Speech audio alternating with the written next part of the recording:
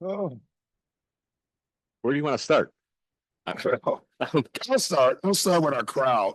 Um, and I don't do that a lot, but I tell you, we were struggling early. And, this town they're Bucks fans and they just stayed behind us. Like, they kept cheering. Um, we had nothing. We had no energy. Struggling without any point guard play other than DeLon being on the floor at times.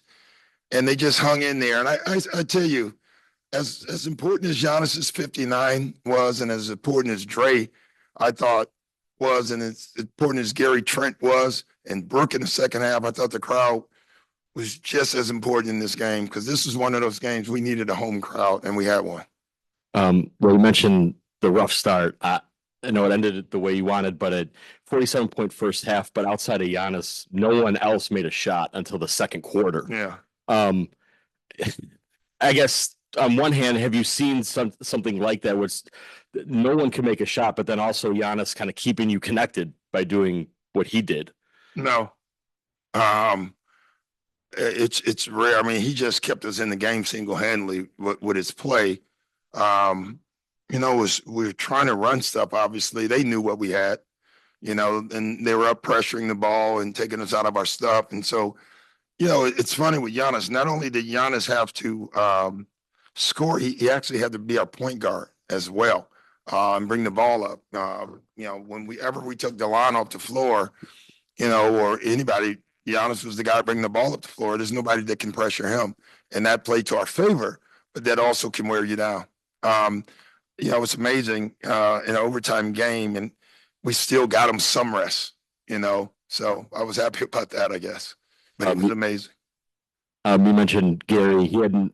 I know he missed some time, but he hadn't made a three in almost 2 weeks. And then to score 8 points in that third No, with what's the so rally. great about this game? Like Gary can shoot, and I kept saying it, it's going to come at some point. We had a little play exchange before the game, and I turned to him and said, "Will you just shoot the damn ball?" As a joke. And he said, "I'm ready." And it was a joke, but everybody started laughing, and then he came out and shot the ball tonight. So he needed to see the ball go in, period. And then once he saw the ball go in, the ball kept going in for him, and that's good for him. Uh, players hang in there, man. You see them shooting. Last night after the game, Gary drove right from here, right across the street, and went in the gym and took 1,000 shots. And I'm not exaggerating, 1,000 shots. And, and then he comes in here and makes it. People don't see the work just because you don't see the results. Guys are putting in the work. It's a great sign for Gary, and I'm happy for him. To start that overtime, it just felt like Giannis was everywhere. Hits the jumper, then he blocks that alley-oop attempt, then he gets Brook the shot, then he hits a three. Just to His handprint was all over the game. I mean, when you think about all the scoring, when you think about having the scoring off the floor that we had, no Dame, no Chris Middleton, no Bobby Portis, no Ryan. So we're down to one living point guard on our team.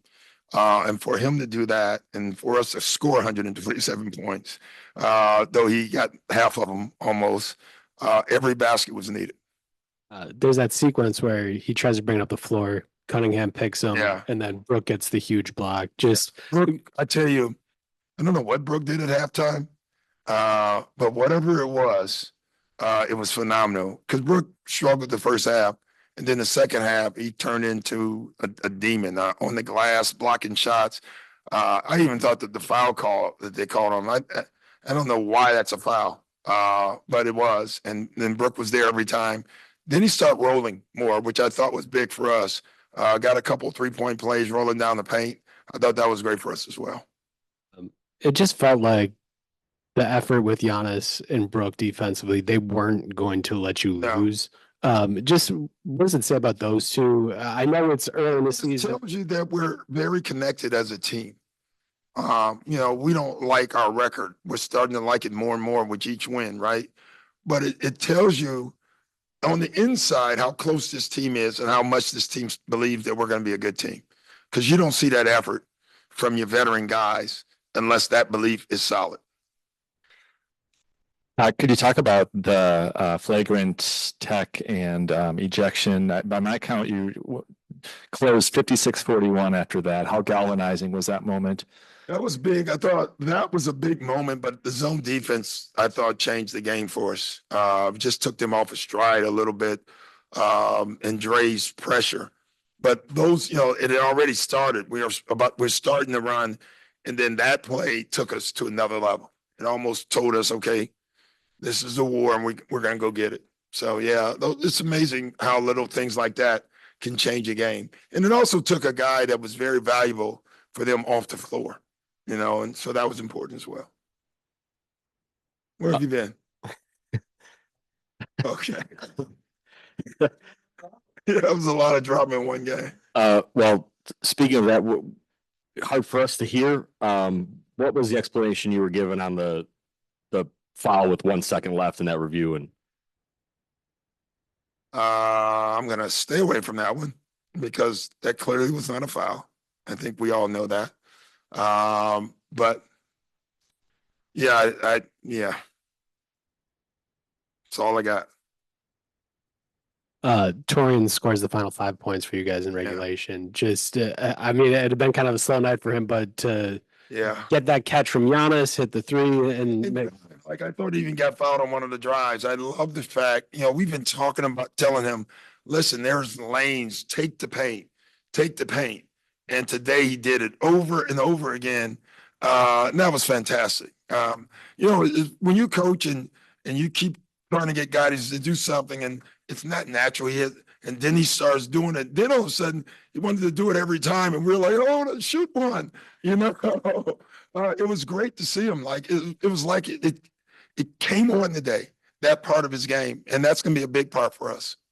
You mentioned Dre. I'm guessing 30 minutes is the most minutes he's played in the game just because he stayed out of foul trouble and did all that. Just the work he did on Cade and kind of what it meant for you guys. Listen, I thought he was so important. And we had a one-man guy pressuring the ball up the floor. It's funny, we were playing zone, but we told him to play man to half court. In the NBA, it's only 24 seconds. So if you're using clock to bring the ball up, and then we fall back in the zone, they didn't have but like 12 seconds to run a zone offense.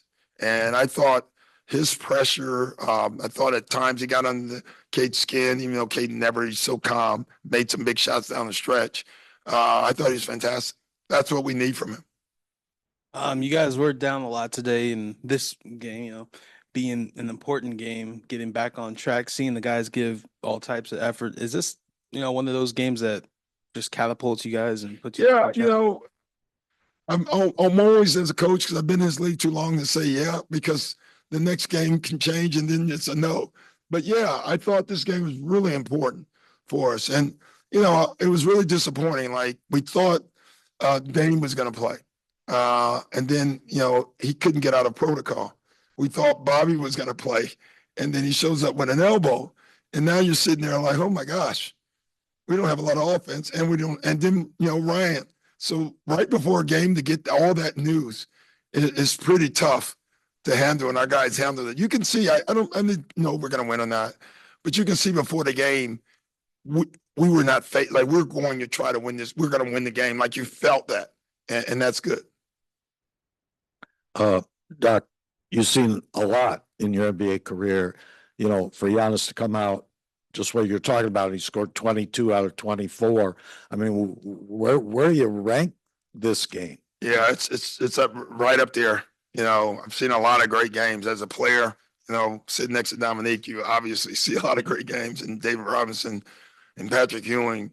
And then as a coach, all these guys. It's funny how a coach thinks though. We called the timeout, and I'm like, okay, Giannis has 22 of our 24. This ain't good. I'm thinking the exact opposite. Like, we got to figure out how to get someone else involved in this game. That's how you feel. And then after the game, you realize how special that is. But during the game, you're in a panic because you know that can't stay. And then other guys join in, and that was great for us. Thanks, guys.